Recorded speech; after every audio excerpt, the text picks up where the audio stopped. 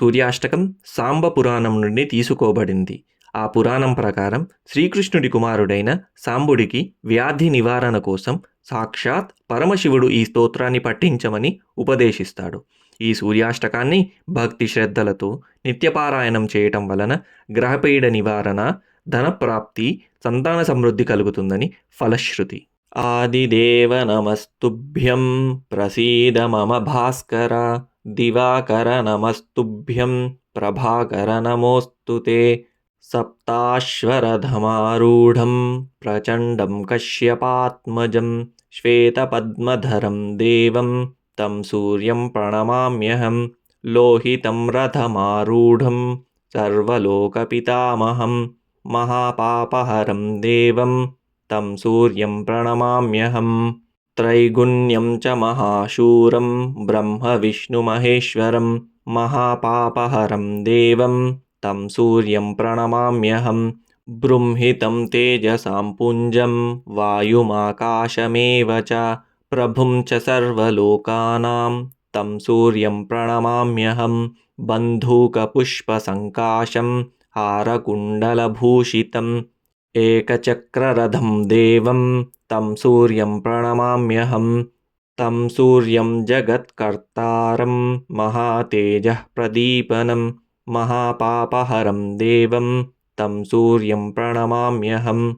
తం సూర్యం జగతాం నాథం జ్ఞానవిజ్ఞానమోక్షదం మహాపాపహరం దేవం తం సూర్యం ప్రణమామ్యహం. సూర్యాష్టకం పఠేన్నిత్యం గ్రహపీడాప్రణాశనం, అపుత్రో లభతే పుత్రం దరిద్రో ధనవాన్ భవేత్. ఆమిషం మధుపానం చ యః కరోతి రవేర్దినే, సప్తజన్మ భవేద్రోగి జన్మ జన్మ దరిద్రత. స్త్రీతైలమధుమాంసాని యే త్యజంతి రవేర్దినే, న వ్యాధిః శోకదారిద్ర్యం సూర్యలోకం స గచ్చతి. ఆదిదేవ నమస్తుభ్యం ప్రసీద మమ భాస్కర, దివాకర నమస్తుభ్యం ప్రభాకర నమోస్తుతే, సప్తాశ్వరధమారూఢం ప్రచండం కశ్యపాత్మజం శ్వేతపద్మధరం దేవం తం సూర్యం ప్రణమామ్యహం. లోహితం రథమారూఢం సర్వలోకపితామహం మహాపాపహరం దేవం తం సూర్యం ప్రణమామ్యహం. త్రైగుణ్యం చ మహాశూరం బ్రహ్మ విష్ణు మహేశ్వరం మహాపాపహరం దేవం తం సూర్యం ప్రణమామ్యహం.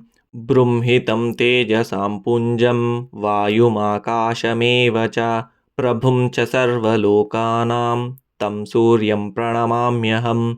బంధూకపుష్పసంకాశం హారకుండలభూషితం ఏకచక్రరథం దేవం తం సూర్యం ప్రణమామ్యహం. తం సూర్యం జగత్కర్తారం మహాతేజః ప్రదీపనం మహాపాపహరం దేవం తం సూర్యం ప్రణమామ్యహం. తం సూర్యం జగతాం నాథం జ్ఞానవిజ్ఞానమోక్షదం మహాపాపహరం దేవం తం సూర్యం ప్రణమామ్యహం.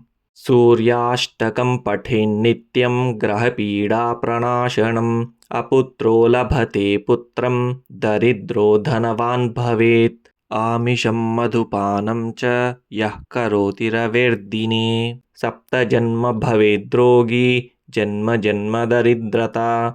స్త్రీతైలమధుమాంసాని యే త్యజంతి రవేర్దినే, న వ్యాధిః శోకదారిద్ర్యం సూర్యలోకం స గచ్చతి. ఆదిదేవ నమస్తుభ్యం ప్రసీద మమ భాస్కర, దివాకర నమస్తుభ్యం ప్రభాకర నమోస్తుతే, సప్తాశ్వరధమారూఢం ప్రచండం కశ్యపాత్మజం శ్వేతపద్మధరం దేవం తం సూర్యం ప్రణమామ్యహం. లోహితం రథమారూఢం సర్వలోకపితామహం మహాపాపహరం దేవం తం సూర్యం ప్రణమామ్యహం.